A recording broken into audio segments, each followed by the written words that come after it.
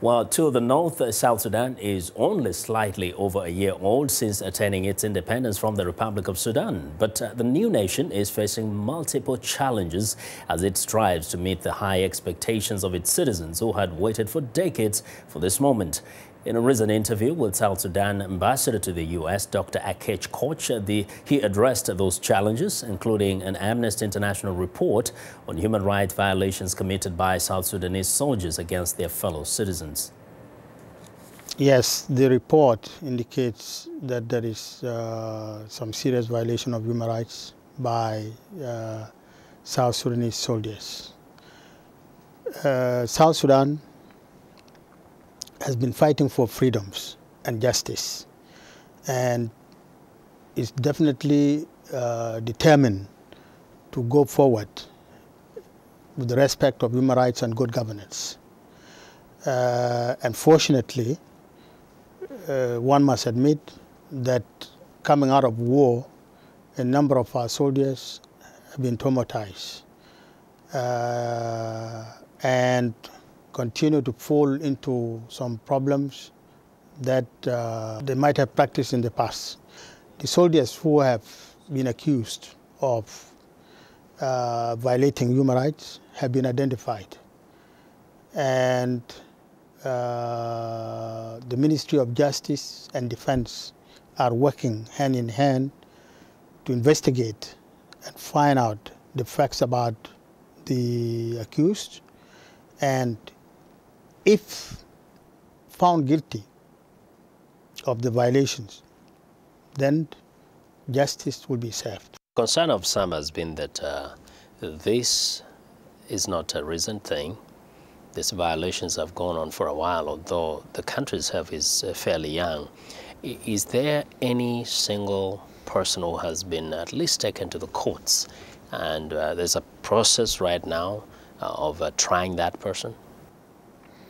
I know that there are investigations underway, and until the process, the investigation is concluded, then this is when we may go to the next step, the trial.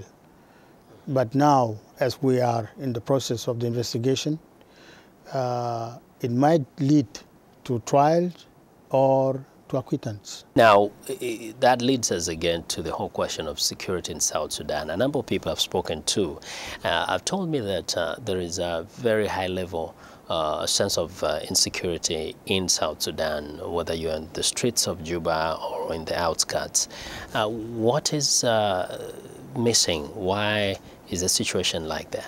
There are incidents of insecurity that arises to individuals, and the government has a number of institutions that are working to create conditions for security in the towns and in the countryside for every South Sudanese, including potential investors. And from time to time, we hear of violations of personal security of individuals.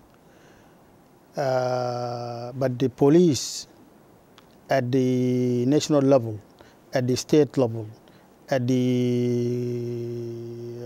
Juba town level are doing their best and need to be congratulated for what they are doing. They have reduced the level of night violence a few years ago from what it was to what it is today. How is the training going on for the police force, and in terms of capacity, talk about numbers also, how many do you have and how many more do you think you need? The police has opened a number of training centers in Juba, particularly at Rajaf. We can accommodate as many as South Sudan can wish to train, and it has graduated over 3,000 graduates at one time, and frequently a few more also attend and graduate from that college. And they are getting training in how to secure government institutions, personalities, and the public at large, and how to interact with the population, which they lacked in the past. South Sudan is not the only country in Africa or in the world where some issues arise. So I think for a young nation, we are doing very well. Well, that was Dr. Akec Khoc, who is the South Sudan Ambassador to the United States.